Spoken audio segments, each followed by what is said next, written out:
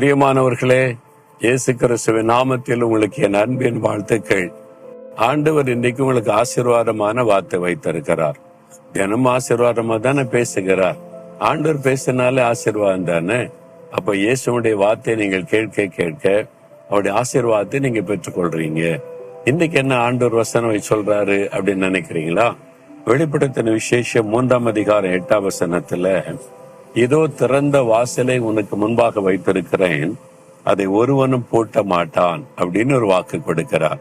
உங்களை பார்த்து சொல்ல, என் மகளே, என் மகனே, உனக்கு முன்பாக திறந்த வாசலை வைத்திருக்கிறேன், ஒருவனும் அதை பூட்ட முடியாது, நீ பயப்படாதன்னு சொல்றார்.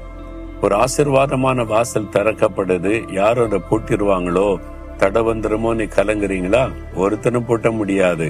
நான் உனக்கு ஆசீர்வாதமான வாசலை திறக்கும் போது யார் பூட்ட முடியும் என்று ஆண்டவர் கேட்கிறார்.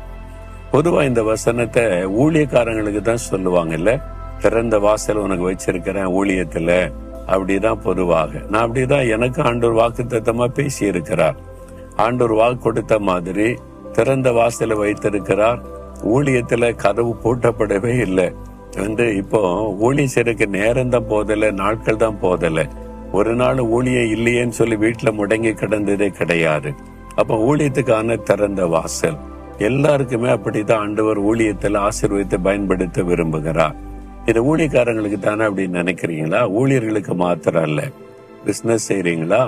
உங்களுக்கும் பிசினஸ்ல ஒரு திறந்த வாசல் இருந்தாதான் ஆசீர்வாதத்துல முன்னேறி போக முடியும். வேலை செய்றீங்களா?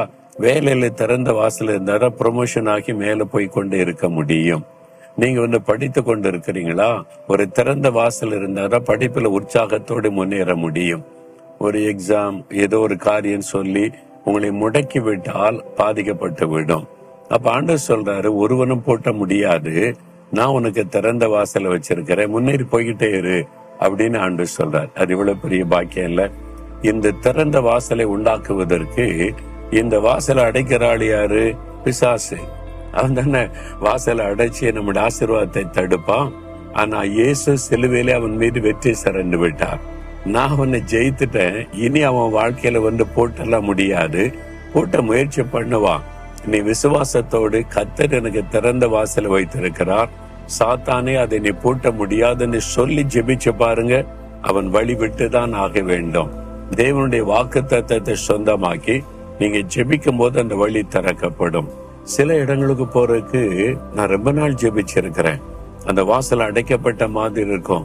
சில தேசத்துக்குள்ள, சில பட்டணத்துக்குள்ள போய் சுவிசேஷம் அறிவிக்க, அப்ப ஆண்டோட இந்த வாக்குத்தத்த வசனத்தை சொல்லி ஜெபிக்க ஜெபிக்க ஜெபிக்க அந்த தடை விலகி கதவு திறக்கப்பட்டு அங்கே போவதற்கான வாய்ப்பை கர்த்தர் உண்டாக்கி தருவார். அப்ப நீங்க ஜெபித்து தான் அந்த ஆசீர்வாதத்தை பெற்றுக்கொள்ளணும். விசுவாசிக்கணும், ஜெபிக்கணும், அந்த அற்புதம் நடக்கும். விசுவாசிக்கிறீங்களா? கர்த்தர் திறந்த வாசலை வைத்திருக்கிறார், சாத்தானால் அதை பூட்ட முடியாது, மனிதனால உங்களுடைய ஆசீர்வாதத்தை தடுக்க முடியாதுன்னு விசுவாசிக்கிறீங்களா? அதை அறிக்கையிட்டு ஜெபம் பண்ணணும். சரியா? தகப்பனே, திறந்த வாசலை எங்களுக்கு முன்பாக வைத்திருக்கிறேன், ஒருவனும் அதை பூட்டுவதில்லை, சாத்தானால் அதை பூட்டி தடுக்க முடியாது. இயேசுவின் நாமத்தில் தடைகள் விலகி காரியமாய்க்கிறது, வழி திறக்கிறது. அதற்காக ஸ்தோத்திரம், ஸ்தோத்திரம். இயேசுவின் நாமத்தில் ஜெபிக்கிறோம். ஆமேன், ஆமேன்.